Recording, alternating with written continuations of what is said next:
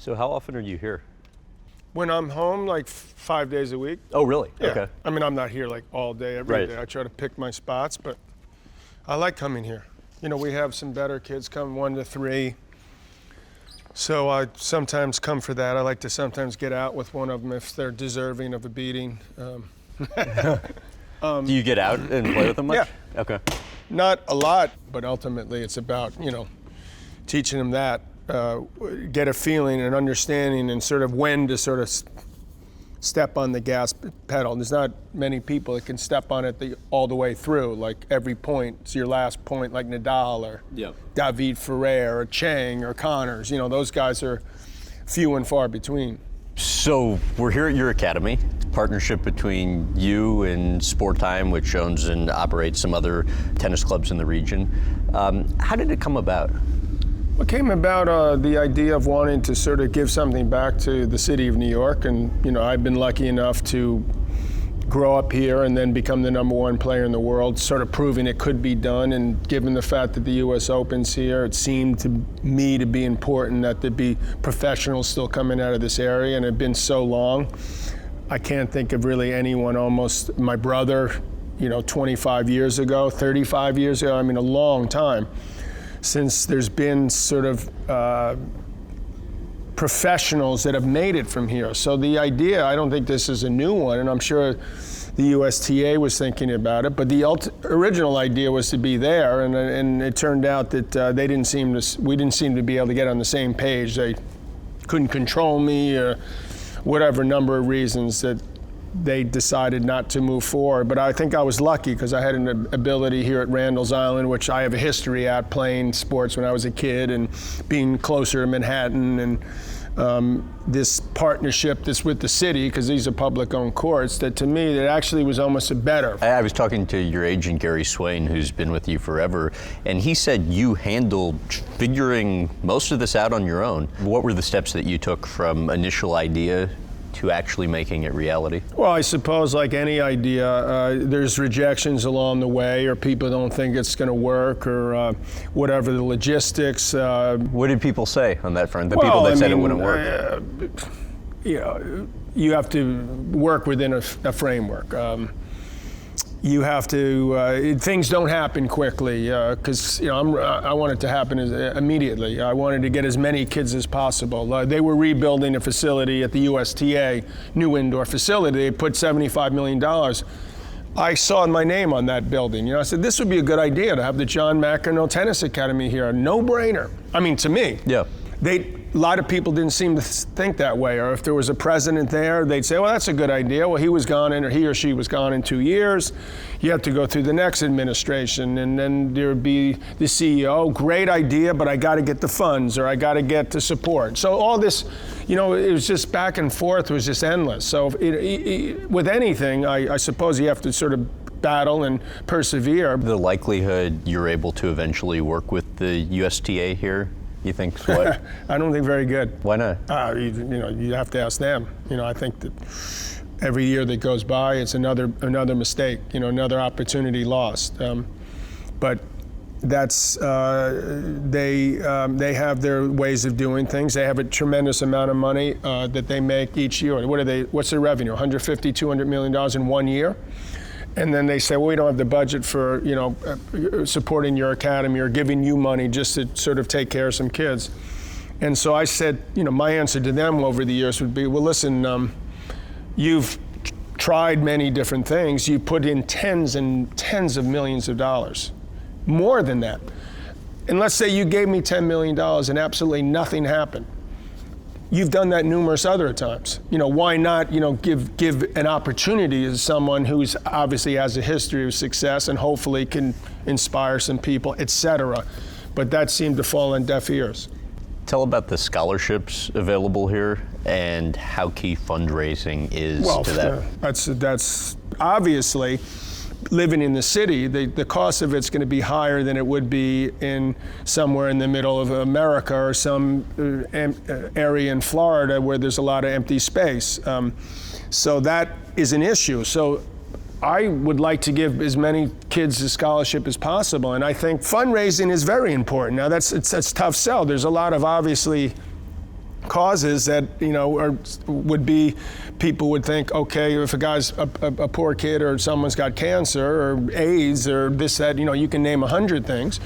It doesn't pop up on the list of most important things to give to. I do believe it's not simply the tennis. I think it's obviously does a lot of other things besides that. It can change a lot of people's lives, and we have to do a better job of, selling that and making people understand that this is builds a lot of character, and that this is something that would benefit them for their whole life. This isn't just about, okay, so you can become a professional tennis player. Most of the kids, 99% of them, here or anywhere, aren't going to become professionals. So you've got to sort of set them up for life in a way. And if you can do that by, getting them out of a situation that is a difficult one to putting them into one where they have something to look forward to and go to. And because of that, they got into an Ivy League school. They got into Stanford, even if it wasn't a scholarship, or they got into a place where they got a full scholarship. We've had dozens of those already. Many kids that has happened to. And I consider that a success. What do you know about how you got Nike founder Phil Knight into the business of tennis? When I first signed with Nike, I've been actually with Nike since May of 1978.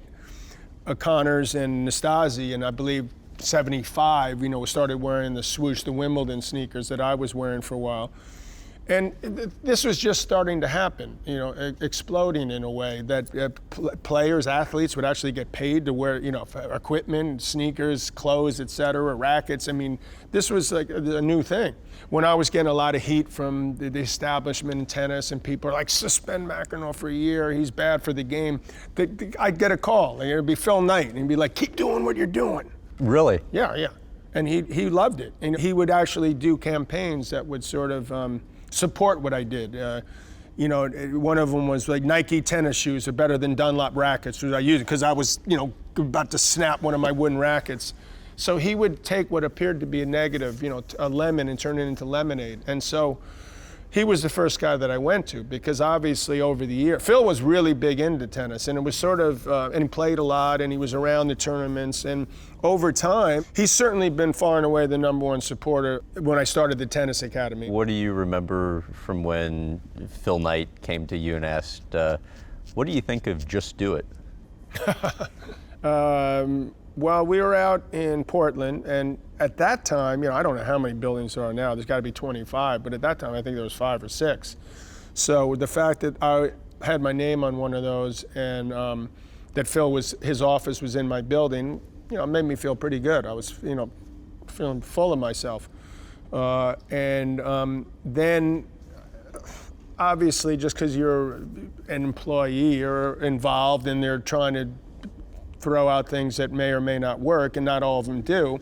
One of them was, I've got this idea for Just Do It. Terrible idea.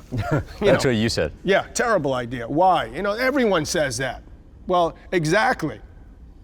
But to me, it was like, come on. I mean, you got to think of something better than that. So that's why I'm sitting here as, at a tennis academy, and he's worth $25 billion.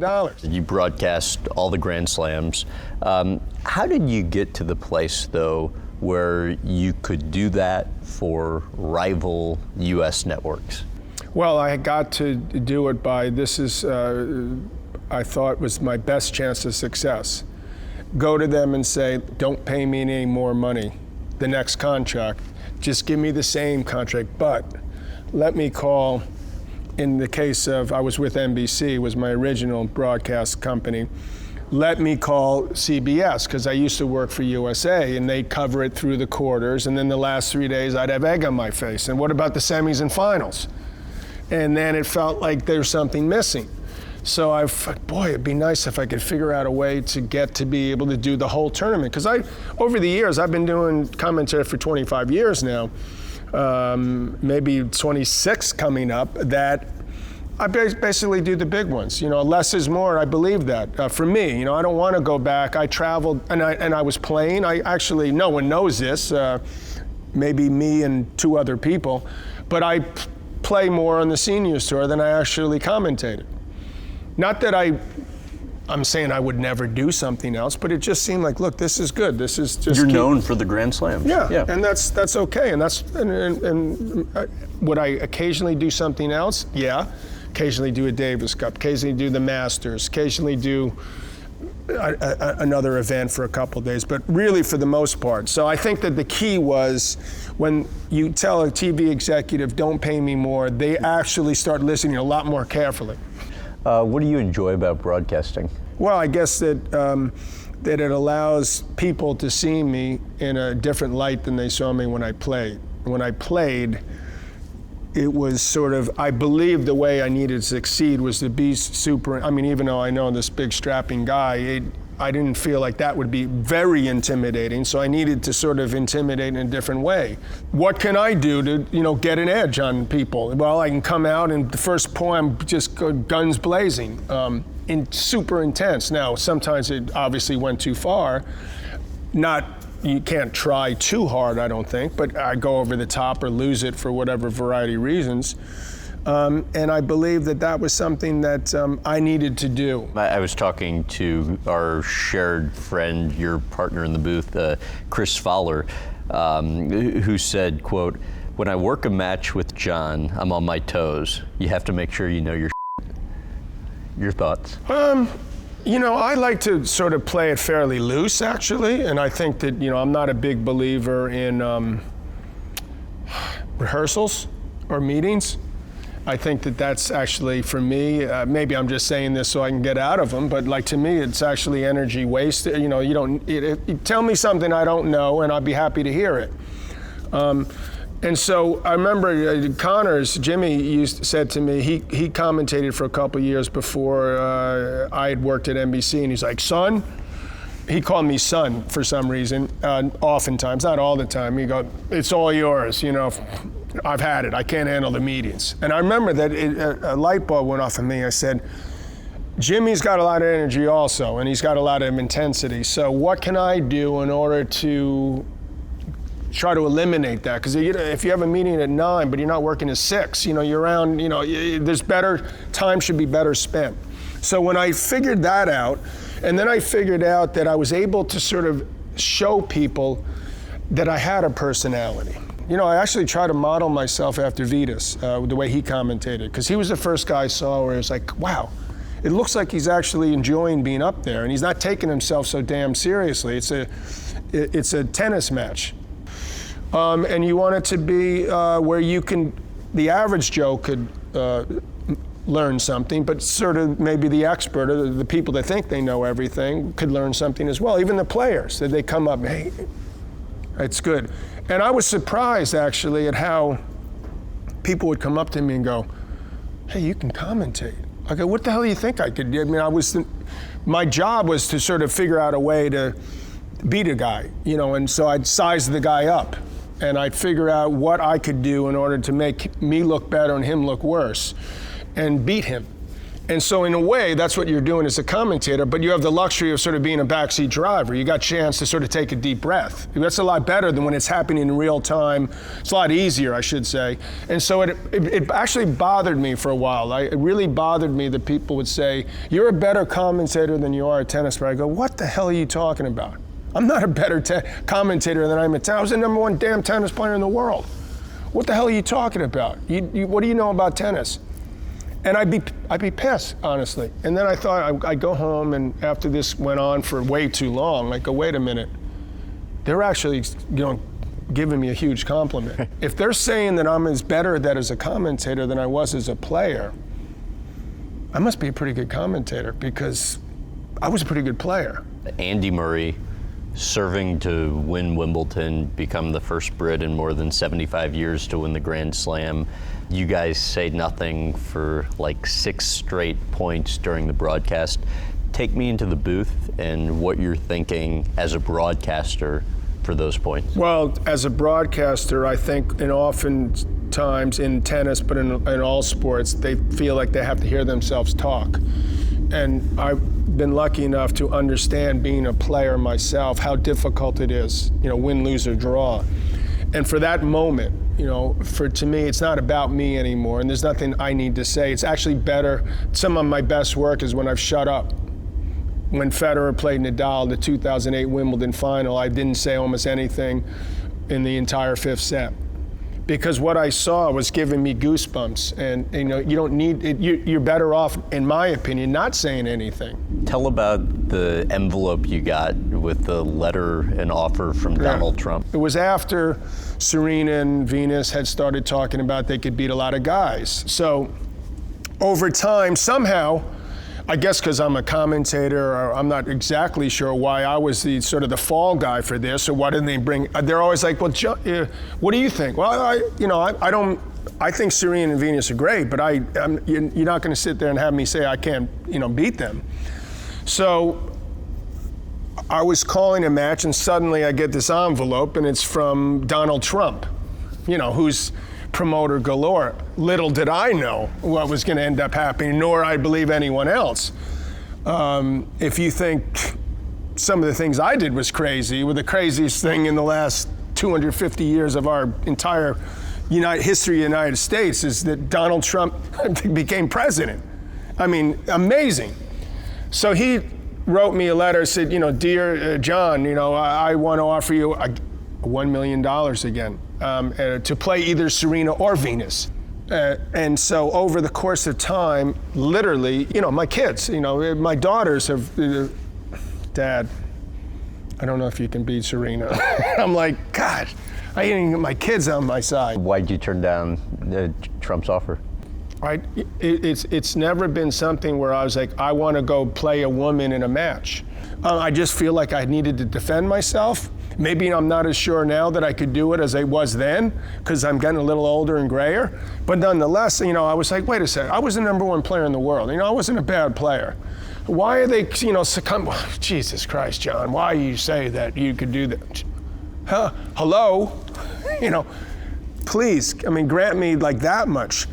And so I've been sort of I don't know. It's like, I just attract everything about whenever something comes up. Why don't they talk about that with track and field or soccer or basketball or any other sport?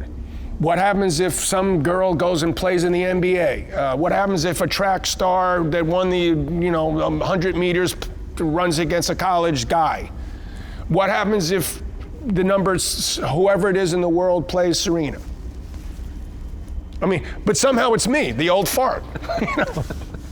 So you won 7 Grand Slam titles over 5 years. It started and ended with U.S. Open. 6 years. Is it 5? No, maybe you're right. 5. 5. Oh yeah, you're right. Somewhere around there. Oh my God, you're right. Started and ended with U.S. Open championships.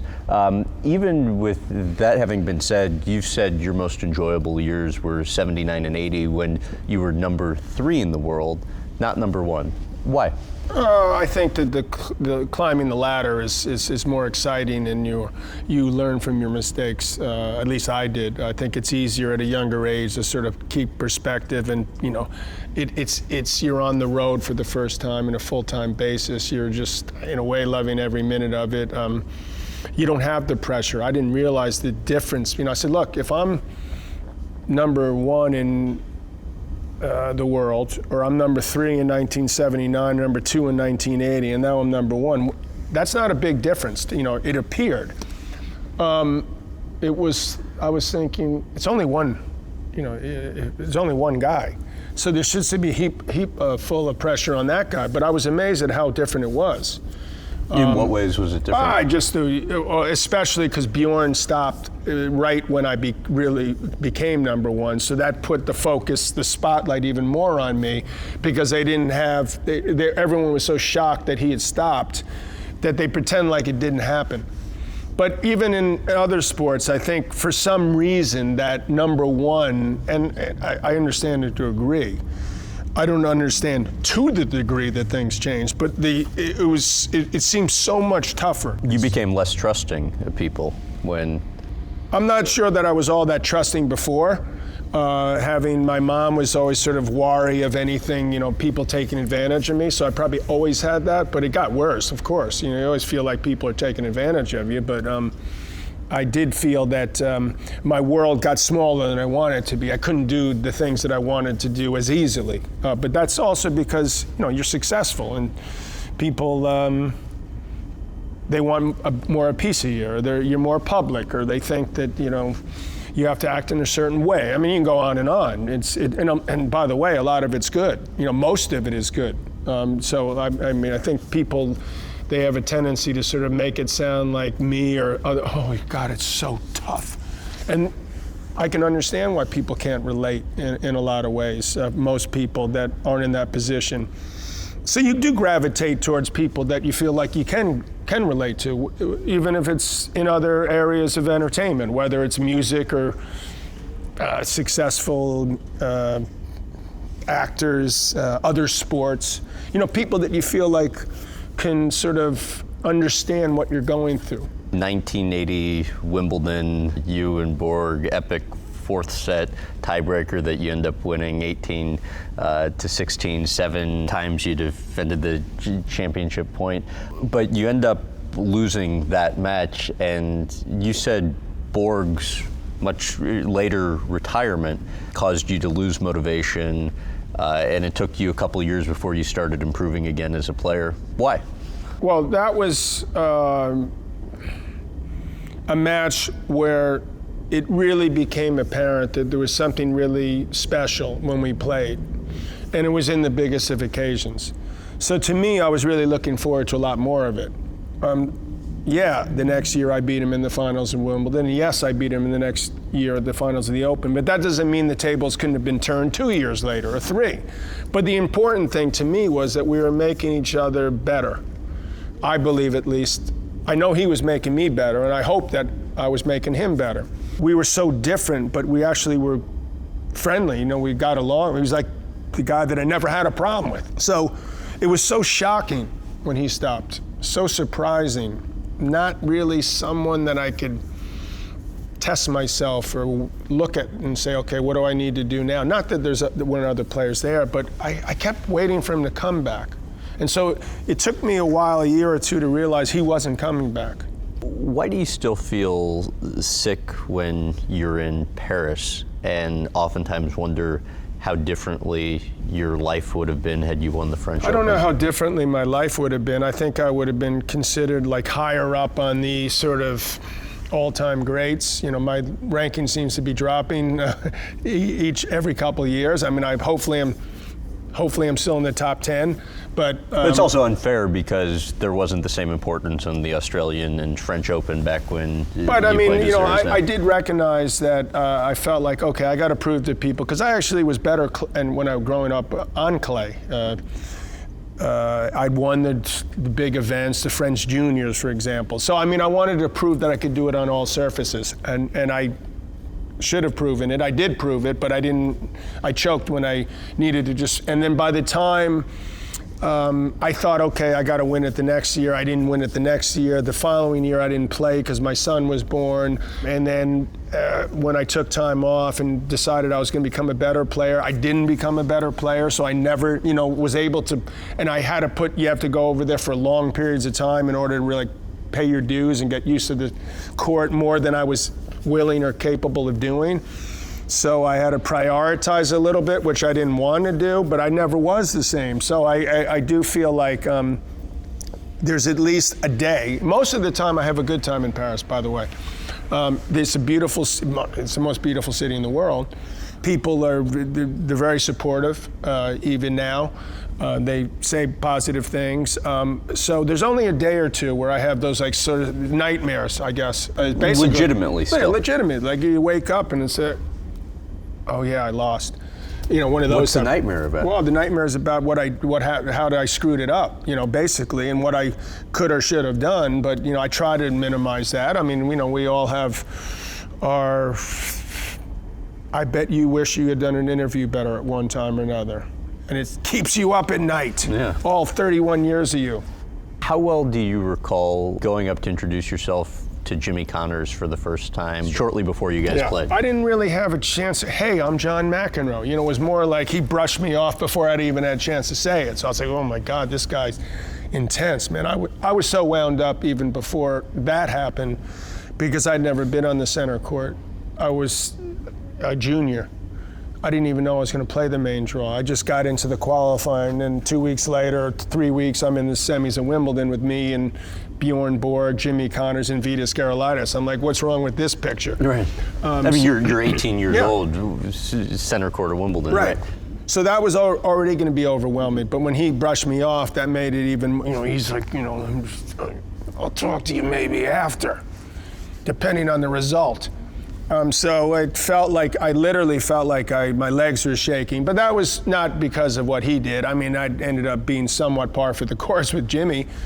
And that's, I mean, I knew enough about, even as a kid, that people do weird things. And it's, hey, I'm Jimmy Connors, nice to meet you. Relax, so you play better. I can understand where he was coming to show this kid, and then maybe I'll acknowledge his existence after I kick his ass. But so that was a big tournament for you because you make it to the semifinals of Wimbledon center court, only 18 years old. Even though you lose to him, you end up beating him later in an event at Madison Square Garden that he didn't even finish when it was clear he was losing.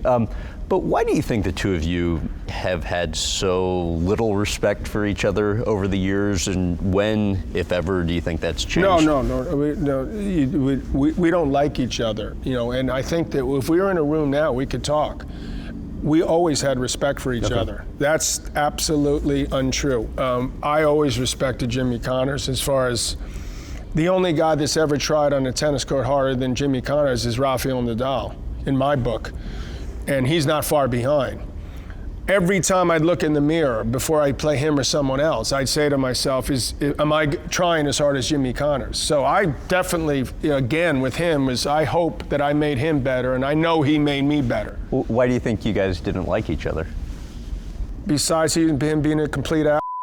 Okay, I mean, and him thinking I was? Okay, why is there that feeling between the two of you? Obviously, we sort of have some sort of Irish, sort of ancestry that, we might be somewhat volatile or have, get a little upset, maybe more easily than others. But I mean, from his perspective, I could understand it. I'd be the same way if some 18-year-old kid and I'm like number 1 or 2 in the world, and he's trying to take my mantle or he become, the number 1 American. I could see why he would not like that and want to do everything in his power to make sure that didn't happen.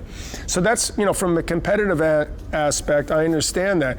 And we're not out there like, let's go have dinner afterwards. So we only see what's happening sort of on the court. Mm-hmm. So it's difficult to be able to sort of take a step back and say we're human beings. You get all like worked up, crazed. You thought him and Pete Rose were separated at birth. Yeah. Well, they elaborate on that. Well, they looked like twins to me. They had those same haircuts and the way they played. That intensity when Pete Rose ran over what was it? Ray Foss or whatever it was in the All-Star game, and you're like, what in God's name is this guy doing? Breaks the guy's leg or ruins his knee or whatever it was, and you're thinking this guy's going 110% every time. And maybe I didn't forget how he crushed me when I shook his hand, but that level of like they had this chip on their shoulder, like everyone was against them. So I just thought I literally would look at those two as like almost the exact same people. Tell me about the senior tour event you were playing with Jimmy Connors, where he walks off the court midway through, and the conversation the two of you had in the locker room that got him back Well, out. actually, the conversation wasn't that bad. I mean, he walked off, and I was winning. I should have left well enough alone, but being the moron that I am, I tried to convince him, look, this is better, because look, this is in the finals of Wimbledon now. For us, it was a big match, because we were playing in Dallas, and it was sort of a good crowd. I mean, it's not like it was a Wimbledon crowd, but there was energy, and people wanted to see us play, and we were battling. And he got fed up. I don't know if it was because he got some bad call. I don't even remember now, to be honest, because it could happen. It could be, who knows? It depends on who you ask. Or he was mad because he thought I was making fun of him, or I was doing something he didn't like, or whatever. It was hot. Also, he got hot under the collar. And so he just walked off the court. He said, I've had it, man. I'm like, Jimmy, you can't do that, And then of course, which I have this unique way of doing, I have an ability to get people so mad at me that they've never tried harder, or they take it out somehow on the court and they give 120%. And so I've managed to do that with Lendl and Connors and others, you know, because they get, how would he act like that? What a jerk. And so he went back out there, and I started getting a little bit tight. And the next thing you know, the crowd's booing, you know, he boo him off the court because how do you leave a court and just quit? I mean, that's not Jimmy Connors, right? They're booing me at the end of the match. Like, how did I get booed? At least, you know, I wish they'd get the whole story. Maybe they'd understand John a little better. How tough was 2017 for you? With 2017 was definitely definitely tough. It was still coming to grips with it, still coming to terms with it. My parents obviously were an extremely important part of my life. My dad, even though his health was declining and it was still hard, but I really thought my mom would have this opportunity to sort of have this last 5-10 years of her life where she could do things her way, because it had been about my dad more, and concern, and then frustration because he was, you know, not taking care of himself and getting old. And so that was extremely difficult to have that backed up 5 months later by my mom passing away. Like, it blew my mind. So I've been, ever since that, Graham, I've been sort of like, say, you got to take a step back. You got to slow down here, and you got to think about, you know, making sure that you're doing things that you hopefully want to do as much as possible, and smelling the roses more, maybe. And I was lucky. Both my parents lived to their 81. That's a pretty good life for most of them, but nonetheless, it's been, I still feel like I was, you know, a 2x4, I just... Really? Yeah. How did you get through it? I'm not through it. I'm still dealing with it, but, you know, I have a good, I've been lucky in a lot of ways, and I think that I was set up. You know, hopefully I'm fairly well educated and have an understanding, and I've had my own experiences with, you know, it's tough times in my first marriage, and things don't always go the way you want it to with your own kids and your own life and decisions. You can go on and on. So, you know, to me, one of the most important things that I've tried to do for me in my life whether as a human being, but a father, a husband, is when people talk to me about, why didn't you, does it eat at you didn't win the French? Yeah, it eats at me in a way, but at the same time, I'd feel like I've had a lot of success, more than I would have ever dreamed of when I was 17, 18 years old. So I think, like, look, you gotta just spend time, whatever time it takes, to look at the glass half full as opposed to glass half empty. I mean, if you're gonna look at it half empty, then what chance is it for a lot of other people? And so I've tried to just, you know, basically simplify and make sure that I'm doing things, hopefully, and number one, doing things I want to do, and hopefully just putting forth into place, whether it's with relationships again, or, you know, the future may hold in terms of work, or, you know, where I want to live, any really basic things. Do I want to make changes in my life? I, you know, really think these things through and take my time and realize how important that is for me. You said they had a serious and demanding side. They expected achievement. In what ways? Well, I think in all ways. They gave me opportunities that most kids don't get.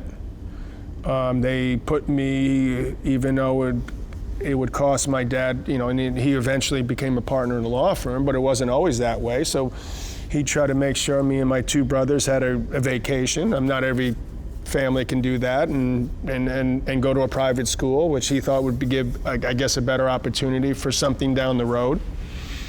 And so in return, it was expected, so the way I see it, was, you know, to be able to, you know, give everything you had in terms of whatever it was. You go out and play sports, or more importantly, do good in school, and so at least set yourself up if it just doesn't work out. It wasn't like at 12, I'm like, I'm gonna be a tennis player. I think that my dad, I didn't really want to play tennis that much. It felt like it was pushed on me a little bit. Of course, there was a club a block away from me. So it wasn't like it was that difficult for me to go out and hit some balls. But eventually I started going to different areas, and people started talking and say, hey, this guy could do this. And so there was expectations, I suppose, that I try to deflate or, get my dad to back off a little bit. And I think I was successful in certain ways. I mean, not many kids at 12 would tell their father, look, just back off until I'm 18 because that's when we'll see what college I get into and what the future lies. I don't want to peak at 12 or 14 or 16. So I think that I was somewhat mature beyond my years, that I was sort of able to sort of see that would help me take some of the pressure off. But of course, you always wonder, and I'm sure some other people do, myself included, to what degree do you push? Did they push me too much? That caused me to some ways to sort of lash out? Or is it that obviously if they hadn't done that, I wouldn't have been the player I have? So to what degree do you sort of try to do that to better yourself? I want to talk about your mom, Kay. I heard a couple stories. One, your dad finished second in his law school class of 500. She asked why he didn't finish first. Two, whenever you had an exam that you scored less than 95% on, she's asking what's going on. Well, so that's true. How tough was she? Well, she was tough, but I think that she was someone that was tough in a different way. I mean, she was, how? The business more about, look, you got to do well in school and you can, but also she said, oh, you were always like that, Johnny. I think that she saw a perfectionist side in me at a very young age, and someone who wanted, had a desperate desire or need to succeed at whatever I did. So she maybe sort of threw a little gasoline on the fire, or what she thought would be best for me, and that's the way she was also. She was that way. Imagine, my dad being, second out of 500. Well, how come you weren't first? Well, that's sort of deflating a little bit if you think about that. But maybe that pushed him to become the person he was in law, that he became a partner. We have to call Sigmund Freud up. She was an operating room nurse. What happens when you fall off your bike once and come to her saying your arm hurts? She wasn't one that would say, let's go straight to the hospital. Let's take a couple aspirin and let's go keep going and doing what you're doing, which I was perfectly fine with. What kid wants to go to the hospital? Or, I think I broke my arm. God, my arm hurts. She was like that with anything. The classic phrase, if you take medicine for a cold, it goes away in a week. If you don't take it, it goes away in 7 days. So, everything was like that to me. So that, again, I'd have to sort of view how I was as a father and sort of how am I going to do things the same or differently.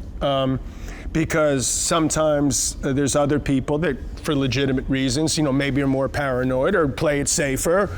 And so after I was told to have a couple aspirin and let's just keep going, and I would be playing, trying to play, like, this doesn't feel right.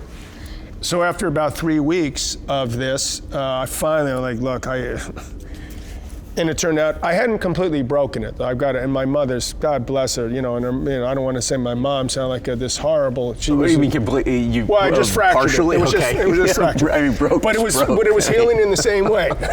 It was healing correctly. So had I not gone at all, I would have never had it. I just had to put my arm in a sling for another 3 to 6 weeks.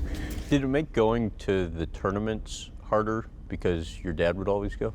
No, because he didn't go that much towards the end. Okay. He wanted to go, and I'd bring him along at some events more because I think it meant more to him than me. In some ways, I felt bad because he'd become, it was like I had another kid. I got enough kids. I don't need another kid. And so that was tough in a way. But, and then you feel bad because all of a sudden when your mother and father aren't there, you're like, well, you wish that it could have ended a different way, or you could have said something, or they could have said something to you, and that doesn't happen, and you feel you have to reflect on that. And so more reflecting recently than probably. I'm not a guy that looks back a whole lot. I like to look forward, and I think that it's benefited me for the most part. I don't try to dwell on the past because I think it can eat you alive. I try to, if I can, sort of make light of it if I can, or try to find some humor in it, whether it's the match that I played or what I could have done or the decisions I made in the past, because I can't change those. And so I have to try to continue to become, in my book, try to become a better person. That's the only thing I can do. So you have 6 kids of your own, 3 from your first marriage, 2 with your wife Patty, and a stepchild as well. How do you think your parents impacted how you are as a father? Well, I'm sure they impacted me in a lot of ways. My situation's obviously different. I'm in a second marriage. My parents were together for 59 years. Times are different. With the day and age, unfortunately, with 9/11 and other things that are going on, you seem to, parents are more protective, I suppose. And maybe I was, in some ways, too protective with the older ones. And then less is, I was the oldest, so I know that you got to be home at 10. And so you get to be looser as time goes on, because you realize that you've got to be able to be a little more flexible, and maybe you don't have to be quite as intense about certain things. You live and learn, and certainly it depends on the person you're with. It depends on, with kids, it's difficult, especially if you're in a you have kids that, you through a divorce, and if my stepchild, I met her when she was 9. Well, she walked into a situation where there was other kids already, and then she was the only one, as it turns out, of the 6 that I had, that wasn't my blood kid. So that you have to sort of try to think about that. How hopefully I can try to treat her as much as possible as the same as all the other kids, and how's she going to view it? How am I going to deal with it? And then you have, if your ex is telling them one thing and you're telling them another, and then they're getting conflicting messages. And even with your present wife, who, I feel like I had this second opportunity that I was lucky enough to understand I shouldn't pass up on, and it's been, I believe, a great thing for me. But we don't agree on everything. We don't agree on everything about how to raise kids or what to do. And so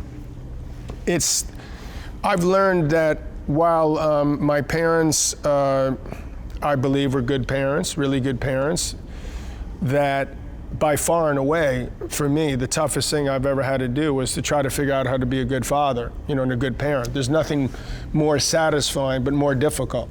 Your son, Kevin, wrote a novel which had great reviews. In some of the interviews he gave around the novel, he made the comment, something to the effect of that he felt like he struggled to live up to your expectations. How tough was it for you to read that? Well, it's tougher for me to see my kids feel like they have a hard time living up to my expectations. One of the reasons why I really pushed my kids away from tennis is because I didn't want them to have to live up to sort of, you got to be better than John McEnroe. And in addition to the fact that it'll be, there's McEnroe's kid, how does he act? So I felt like, And when your parents incredibly successful, regardless of the field, it probably has to be tough. Yeah. I'm sure, I would like to hope that it's a good problem to have, but I don't think I was as sympathetic as I could have been. How so? Well, because I try to treat them just like normal kids, and, try to be like, look, it's more good than bad. You've got more opportunity than the difficulties, but I sort of didn't realize that can be somewhat overwhelming, and I think it continues to be in a way, so I feel bad. But I mean, what I wanted to try to have the kids to have, like a fire in the belly for whatever they wanted. You want to write a book? Great. You want to act? Okay. Whatever it is you want to do, but you just got to go all in with it. And so that's the part where, if I feel like I could have done better, I could have figured out a better way to sort of get them to understand that and be more supportive and understanding of the difficulties it is to sort of live up, sort of maybe if that's what he's feeling. I mean, that makes me feel bad that I would have liked to have hoped I could have done a better job parenting so that he would understand that that's not what I need from him. But probably also every parent probably woulda, coulda, shoulda, for sure. Yeah. Every day. Right. Every day you're making, you could go on and on. So, and then there's always the how much are you going to push them? How much do they need to be pushed? How much should you push them? So these are all exactly why, to me, there's again nothing more rewarding or difficult than being a parent. Your personality. When you lost a match growing up, or when you didn't get an A in school, how would you act? Well, sometimes I cried, but not. I think I didn't take too kindly to it. It's not easy to lose. I mean, go ask anybody. However, I do think you learn more from losing than you do from winning, especially when you're younger. Did you feel that way then, or? Well, it's hard to feel that way then, but you try to tell yourself, and you hopefully have people around you telling you that, but it's difficult to feel that when you're 12, 14, 16, etc. It's a very rewarding prospect to try to become a professional athlete. But it is fraught with some danger. And I think that's why I look at things a little bit differently than perhaps other academies or other people. I think I have a unique perspective that most people don't have. That doesn't mean I'm automatically going to be a better coach. But I can bring certain things to the table, both as a parent and as a player, that I think that I could share with people that don't seem to be able to grasp that. But that's, ultimately, you try. I have numerous times here with, and I'm not mentioning names, with this many parents with their young kids, they act like they know more about tennis than I do. I'm like, are you kidding me? I mean, I look at them like, there's been a lot of people have said a lot of crazy things, but at least give me this much. So your antics on the court, obviously, been part of what you've gotten criticized for over the years, but also what's endeared you to tons of fans as well. I want to bring up two moments and get from you what you recall. The quarterfinal at Longwood Cricket Club in Boston. What happened after losing the doubles match? I got freaked out by this couple or lady that was clapping, and we lost. And then basically I made the mistake. It was a stupid thing to do. I was 19 years old, I think, or something like that. And I went over and I basically spit like in front of her, not on her, and that's still gross and wrong to do it. Just because I was so pissed at this person, and kept going for like 2-3 minutes after the match was over. And then, she said something like, "You can't do that to me." And the husband, I think it was the husband, got up, and threw a punch and hit me. And I was just like, all right, I'm gonna, and I basically had the guy where I was just gonna be like, I'd lost it completely, or I felt like I was in the process of losing it. But thankfully, the guy that I was playing doubles with, this guy, was, and people broke it up because I was sort of like bordering on being out of control, I suppose. And that's not me anyway. I'm not like, if people that know me, I don't get into fights and stuff like that. I was just like, that was rather, embarrassing and stupid. Thankfully, it didn't, it could have been worse had I, decided I actually was going to throw a punch. How did you once spill soda on the King of Sweden? Well, I didn't really spill it. I actually hit there was stuff on the table and I didn't realize the King of Sweden was in the first row. And so I just wanted to clear the table, so to speak. So that led to, you've doused the King of Sweden, who apparently loved it. But I probably was looking to get defaulted there a little bit. I was a little bit out of it. I was a little bit fried from, it was towards the end of the year. It's one of those times where you snap. You went to anger management counseling at one point in your life. How much, if at all, did it help? And then another part of that is, you made the comment before that you also, in the back of your mind, never really wanted to completely give up the anger, right? I think in some ways, anger can be used in a positive way. If it gets you to try harder, it's a good thing to express yourself. There's times where it goes too far. There's no question about it. I've been to many different people, not all because of anger management. Sometimes, unfortunately, in divorces and things of that nature, and you get to a point where it gets to a stage where something might be court appointed, which I was more than happy to do. Not happy when you're told you have to do it. It's better to do it when you maybe want to do it. But nonetheless, I do believe that overall it's helped. How so? Well, if nothing else, you blow off some steam with someone, but you get to hear a different, hopefully a professional perspective, and sort of make sense of things. So I would and will continue. I don't happen to be at this very moment, although I do believe, especially with what happened with my parents passing away and life in general, that it's not a bad thing for me to try to find someone else. I've probably seen at least 10 people. Really? Oh yeah.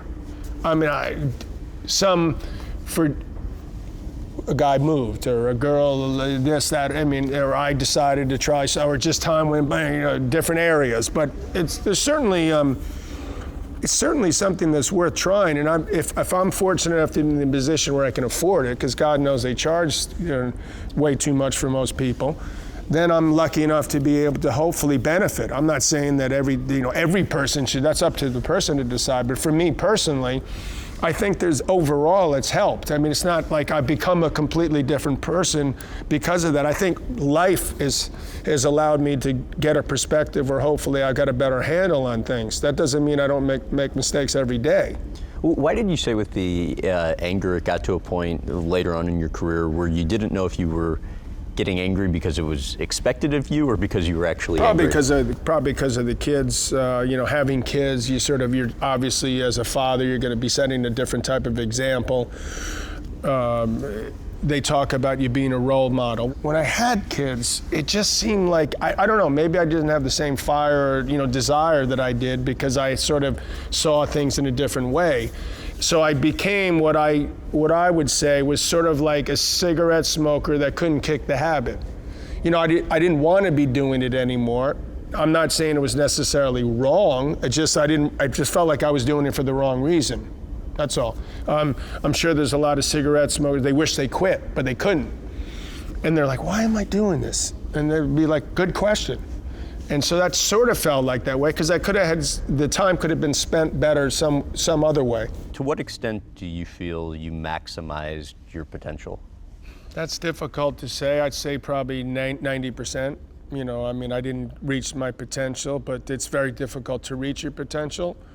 I think I did better than most people. When I took time off, 6 months off or so, which doesn't seem like a crazy amount of time now, Roger Federer, that I was coming back to be a better player. I didn't, I wasn't, parents thought, oh, he's going to quit, or some people thought I was going to. No, I was going to come back and be a better player. That was the plan.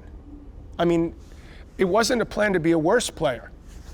And I tried a whole set of things, whether it was, weightlifting, yoga, training more off court, getting back to playing a little bit more, trying different racket, whatever it was, anything and everything.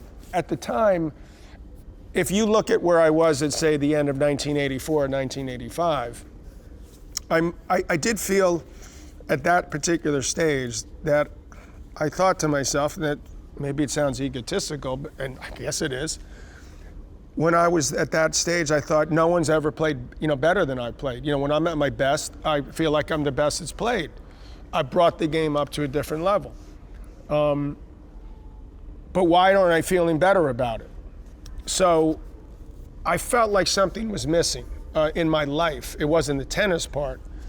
So because of that other part, probably ultimately my tennis was hurt. You wrote in your book, for anyone who's been on the top, once you've lost it, everything spirals out of control and it's difficult to find your way back. Explain that. Well, some of this is you rely on instinct, and some of it is luck, and some of it is a lot of hard work. But at the same time, you work for many years to maintain that edge. And any athlete will tell you that you don't want to lose it once you get there, because you've spent years, with every part of the sport, the mental part, the preparation, the intensity, the playing, all that to come to a point where you've got an edge. And when you take time off, and if you come back and clearly look at Novak right now, people are like, well, what's going to happen with Novak? No one knows. Right now, he's a shell of a person he was. Tiger Woods, he was going to break Jack Nicklaus's record, no question about it. Well, 5 years have gone by, and you're like, he's a shell of himself. And maybe a lot of it's injuries or a combination, and now he's has a chance again. And so and Novak could have a chance again, absolutely. And I don't think I was ever counted out. On my last Wimbledon, I got to the semis.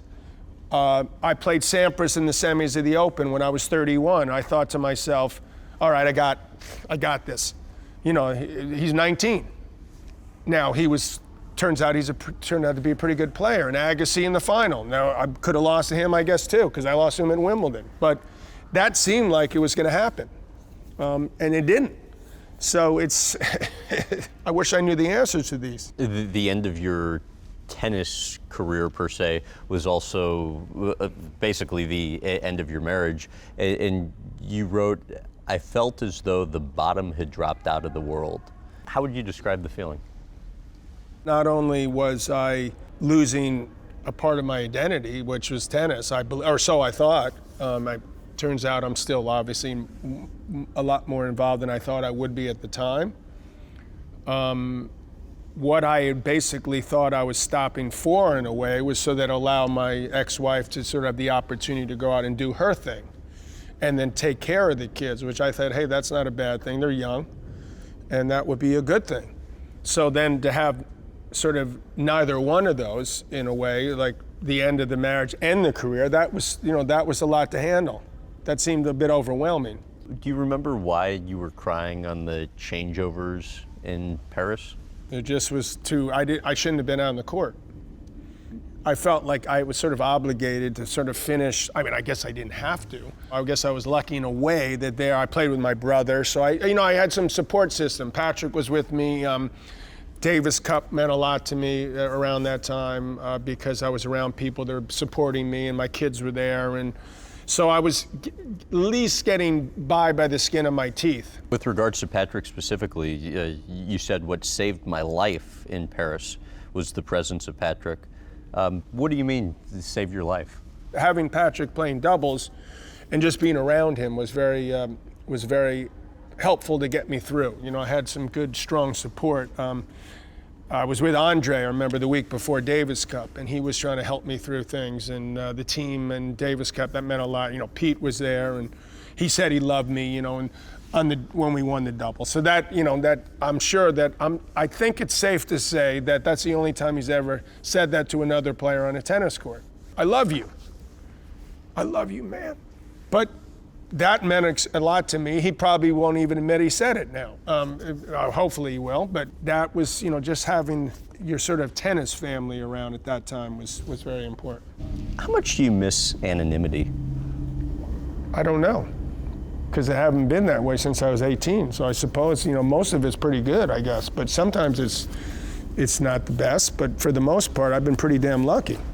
I mean, as far as if you told me at 18, you know, that you're sitting there at 59 talking to me, who the hell would care? So I guess that's a good thing. And so I still going to have a place in the sport, and, you know, I'm going to slowly, I've worked many years, Graham, for the past probably 15 to 20 years of slowly weaning myself off this. So that someday I will, what do you mean? Weaning myself off the attention and the adulation, so that I can handle when someone, you know, they don't know Patty's always like, God, Christ, just go out and forget about it if someone comes up and speaks to you. And because the others be like, oh my God, do I have to sign an autograph or take some dumb selfie? And then it'd be like, oh my God, what happens if they don't even know who I am? So there's that part where the question's going to become, when you get to that stage, what's going to happen when they don't know? Are you going to be okay with that? So I've worked many years to try to be like, look, I'm going to be okay with that. I hope I will be. It's the same as people always ask me, do you love tennis? And I'll tell you when I know I love tennis. I think I love tennis, but I'll love tennis when I'm out there playing tennis where they don't pay me to play. So that hasn't happened yet. The paparazzi, you said they don't have blood in their veins, they have vomit. I wasn't that nice, was I? How did the paparazzi act towards you? Same way they act now, you know, like heinous individuals. What were the kind of limits to which you'd let yourself go in terms of acting towards them? try not to, not to hit them, because, you feel like you hit guys, you get sued, and you want to, I guess. I mean, look, I'm sure plenty of people do. I mean, even the nice guys do. They even get tired of it, I bet you. The greatest people in the world, the ones that handle it amazing. You're like, how the hell is Tom Brady keep doing that, man? Where he just seems like he's this great looking guy, he wins everything, and then he's got the beautiful wife and everything, and then the people he puts up with, it doesn't seem like you see him in any fights. I'm sure he's part of it. Like, Jiminy Christmas. Maybe I'm wrong. Maybe some people handle it better than others. But to me, obviously people do handle it better than others, and I would not be the poster boy for handling it well. But at the same time, this whole thing is completely crazy. It's beyond belief. So, a few music moments I wanted to mention and get what you recall. How about the best time you ever had with Madonna and Sean Penn? When they were living in Malibu, I remember one dinner where, because it just seemed like, I thought my relationship was volatile, let's put it that way, or so it had been talked about with my ex-wife. So then I felt more comfortable, when I Why? Because theirs is even more volatile. What would happen? Well, they didn't throw punches in front of me, but you could see that things, Sean's a very intense person, and Madonna's got her own. I don't know them well enough. I mean, I know Sean a little bit. I haven't seen much of them recently. So you're talking about ancient history, 30 years ago? And so at the time, it seemed like a normal thing, but in retrospect, I would hardly call, my approach to life is different than Madonna's. I mean, she's obviously unbelievably successful, and Sean is also incredibly successful. And, I'd shy away a little bit more than that, in certain things. They took it to different levels than I did, but that's part of why it didn't last very long. How about playing with Bruce Springsteen? I never played with Bruce Springsteen. I played with a lot of people. I wish I did, but I didn't. I've been around him a lot when he's played in fairly small settings, and I kept waiting for Bruce to go, "Hey, John, why don't you pick up the guitar and we'll jam?" So that says something about my guitar playing, because I've had an opportunity. I just recently played with Billy Gibbons, which was sort of a bucket list thing at a charity event a few weeks ago, and we played Sharp Dressed Man, or I was with, 15, the band was there, and of course, if I hadn't played, it would have been probably better. But nonetheless, it was awesome to get up there and even do a short solo with him. Spending time with Paul McCartney? Well, I guess that you get certain perks with certain individuals that you wouldn't obviously otherwise get. And so when you actually get to meet him and know him a little bit, you're like, how this guy is, one of the Beatles. You're talking about Paul McCartney, and this guy's one of the greatest, human beings. You forget obviously how talented he is, but you get to see how a person, I've seen how a lot of people operate and try to learn from certain people, and I'm like, you can't get higher up in terms of, we all know how talented he is, but the way he operates as a human being. How was touring yourself? We had a great tour. It was I called myself the most traveled unsigned band in history. But you probably would have been signed, though. I don't know about that. I always wanted to be like Santana. That was like he was the guitar player, but I needed a singer. So, because I couldn't sing. I'd like to sing a little backup, but I'm not a good singer. So. And you tried doing it both. Well, but I tried doing it. It's very difficult to sing and play at the same time, or at least for me. So, when I started going out with Patty, and Patty had sort of been disillusioned by the music business to some degree, even though she got nominated for an Academy Award right when we met or started going out, and had sold a couple, millions of records. It's not like she had success, but disillusioned. Patty Smyth. Patty Smyth, my wife, yeah. Successful singer. I thought, this is perfect. We'll play in a band together. Can't think of anything better. I'm gonna, be the, and she goes, I want to play mixed doubles with you at Wimbledon. And I go, you don't play tennis. And she goes, exactly. And she said after I played a show, she goes, if anyone's going to play music now or tour, it's me, not you. And she wasn't laughing. How'd you react? You're right. Sometimes I make some pretty good decisions. I'd like to think I'm not stupid, even though I love music, but the more I played guitar, the more I appreciated my tennis. And there's that's absolutely true. My wife would put it pretty bluntly, I wrestled the guitar into submission. That's not a good thing if you're a guitar player. You stopped touring right before you finished your first album. What happened to the album? Hopefully it's burned. It's been thrown away. You have it somewhere, though. No. Right? I have some demos and stuff, and I was trying to do something, but you know what I did was, and again, this is because I was lucky enough to be able to do this. I had the luxury of putting in the contract that this is not going to be released until I think it should be released. And I have enough respect, I'd like to think, for the people in the other industries, that I have an understanding of what it's like to be good at something. And I don't want to take a job from someone because I'm John McEnroe and not because I'm good enough, or at least close to being good enough. And so I wouldn't release it because it wasn't good enough. That's why. I mean, I could have released it, in the 80s they asked me to release a record when I barely played. And they could have put a compilation and a bunch of singers and this, that, and the other thing. And then this one, I remember at Eddie Kramer at one stage, and Eddie was the engineer of Hendrix. You've heard of him, Jimi Hendrix. And so I'm like thinking, okay, I go, Eddie, I can't sing, I think it's become evident I can't sing, but there's stuff that's coming into being, I think it's Pro Tools and things. You can make me sound good. And then I would have considered, even if it was like, in a way, if it sounded good, that's what matters. Because there's some people that don't really sing that great that are out there. But I couldn't even do that. That's how hopeless it was. I was talking to your agent, Gary Swain, and asked him about what he thinks the best investment is you ever made, thinking he's going to go in a completely different direction. He said, Patty. Smart agent, say what you want to hear. But no, it's true. I think that it gave me a sort of second lease on life, and she's allowed me, and doesn't get thanked for it enough. You try to sort of put your career on hold in a way, and then try to step in when you're on the road, or try to be the only job tougher than being a parent is being a step parent.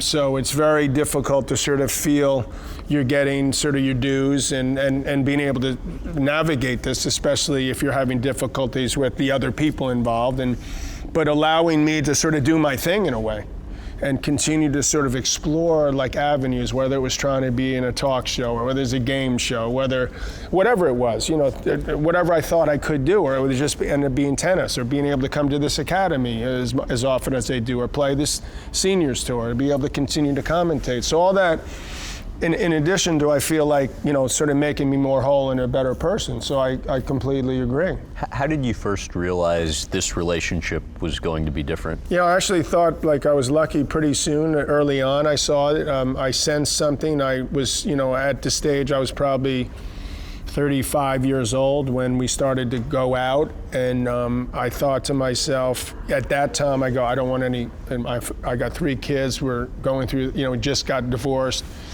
I don't want any more kids. I don't want to have another marriage. That was, it was tough to handle.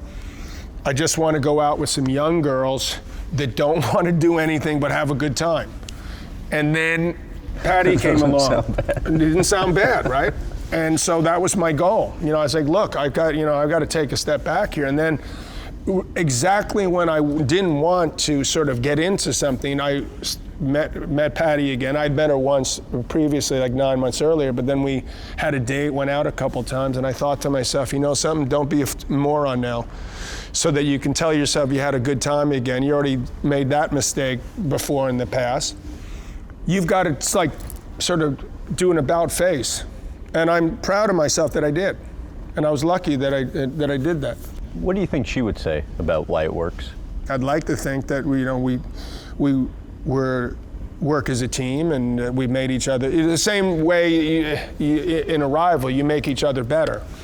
That the sum of the two of us is better than the individual parts. I think that's true in like our social life, our life in general. Hopefully, you may get some disagreement with some of my kids, but as parents, how you're juggling, but you're ultimately trying to make yourself better individuals, and giving what the other person needs. When there's a vacuum there, or if whoever's disillusioned, they pick you up. So I think that, I'd like to think that we do that as well as most couples. This has been a long time coming, and I really appreciate you doing this. It's a real treat. You got it.